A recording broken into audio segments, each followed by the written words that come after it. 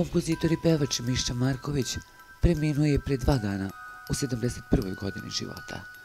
Istaknuti umetnik radio je sa velikim brojem pevača bivše Jugoslavije, te je tako bio autor brojnih pesama koje su munjevitom brzinom postajale hitovi. Marković je bio autor velikih hitova kao što su Recite mu da ga volim, Ruzmarin, Kunem ti se životom, Lažu da vreme leči sve, Srce moje violina, Evo već je Božić, Bosanac, Ej Branka Branka i mnogih drugih koje su otpevali narodni pevači.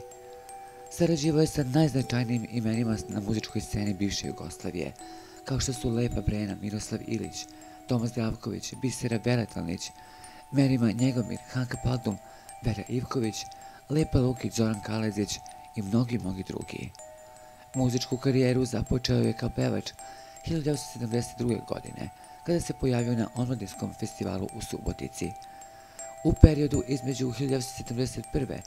i 1982. snimio je oko 47 ploča.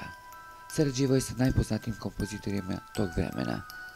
Prodao je više od 1.000.000 ploča i učestvovao na mnogim festivalima kao što su Beogradsko proleće, Hit leta, Mesam, Hit parada.